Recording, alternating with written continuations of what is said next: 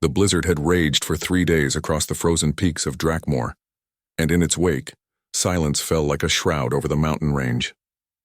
The dragon pack huddled together in their ancestral nesting grounds, their massive forms creating a circle of scaled bodies around what should have been the season's greatest joy, but was now their deepest sorrow.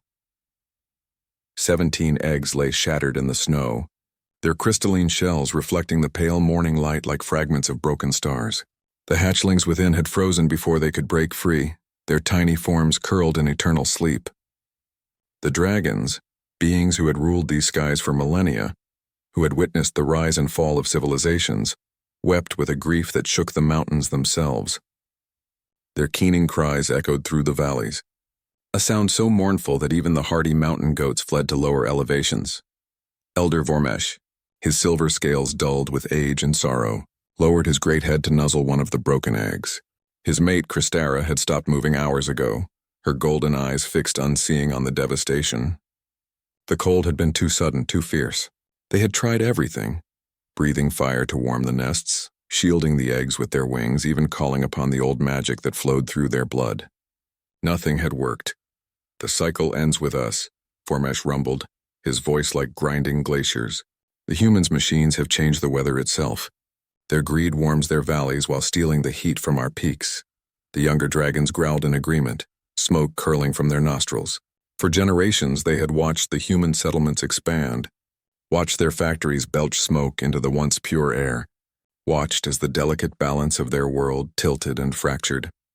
It was then that a figure appeared in the snow.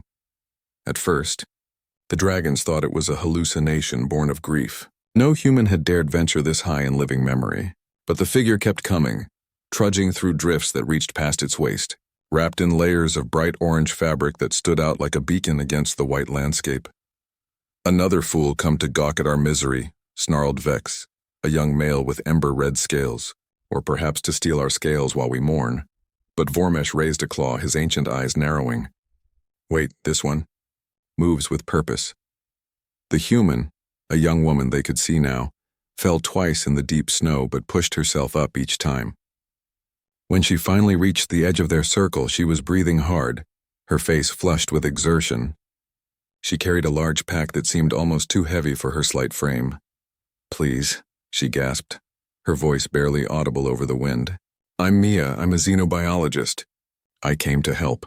The dragons shifted, uncertain. Vormesh felt Kristara stir beside him, the first movement she'd made in hours. "You are too late, human child," he said, his words emerging as a deep vibration that Mia felt in her bones. "Our young are lost." "Not all of them," Mia said urgently. She dropped her pack and pulled out a strange device covered in blinking lights. "I've been monitoring your nesting grounds from the research station." 17 eggs went dark, but she checked her device, fingers flying across its surface. "There are readings from 3 more eggs buried deeper in the cave system. They're hypothermic but still alive, barely." A ripple of shock went through the pack. "Impossible," Kristara whispered, hope and fear warring in her voice. "We searched everywhere." "The avalanche from the blizzard's second day," Mia explained, already moving toward the cave entrance. "It blocked off the deeper chambers. You couldn't see them, couldn't hear them, but my thermal sensors picked up their signatures. But we have maybe 2 hours before their core temperatures drop too far." "Why do you care?" Vex demanded, suspicion heavy in his tone. "Your kind has brought us nothing but suffering." Mia stopped and turned, and the dragon saw tears frozen on her cheeks. "Because 3 months ago your elder Vormesh pulled my research partner Ken from a crevasse. He was injured, trapped, dying. Vormesh could have left him. Instead, he carried Ken to safety, warmed him with dragon fire, and called for help. Ken is alive because of your mercy." She met Vormesh's ancient gaze with her own. "Not all humans are destroyers. Some of us see what's being lost. Some of us want to fight for it. Let me fight for your children." Vormesh felt something crack in his chest, not his heart breaking further, but something else, the hard shell of bitter certainty that had formed around his grief. He had forgotten that moment with the human male, a small kindness that had seemed insignificant at the time. But this young female had not forgotten. "Show us," he commanded. What followed was a desperate race against time.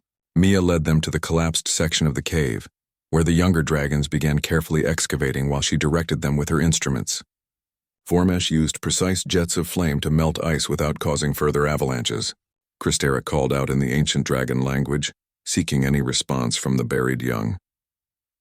After an hour of exhausting work, they broke through to a small pocket of air. There, nestled in a natural thermal vent they hadn't known existed, were 3 eggs. Smaller than the others later in development, they had rolled into this protected space when the avalanche hit. But they were cold. So terribly cold.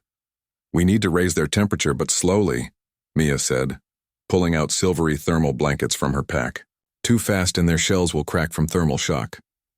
She worked alongside the dragons, wrapping each egg carefully while Vormesh and the others created a controlled warmth with their breath.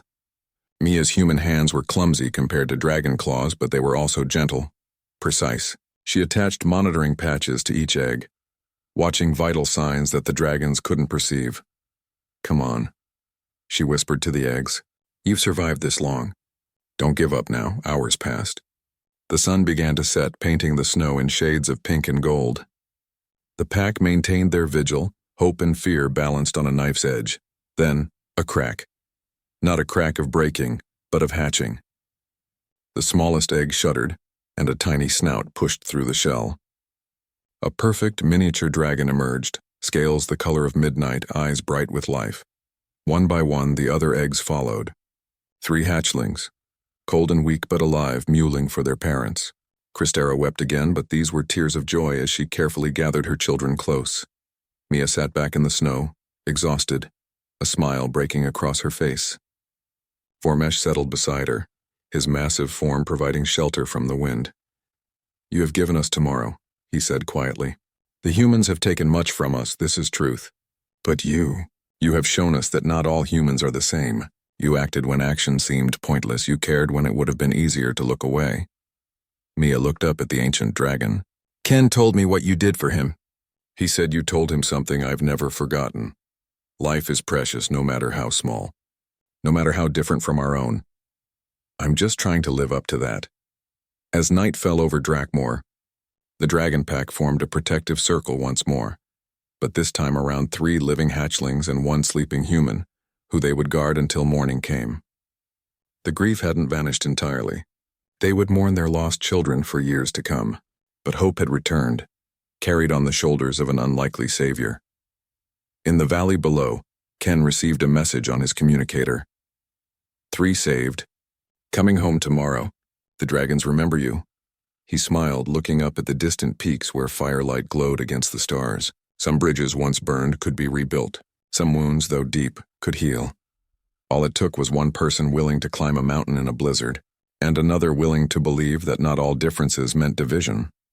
The story would spread, among both dragons and humans, of the day grief transformed into hope, of the moment when 2 species took the first small step toward understanding. It wasn't a solution to all their problems, not by far. The climate was still changing, the conflict still real. But it was a beginning, and sometimes that's all you need.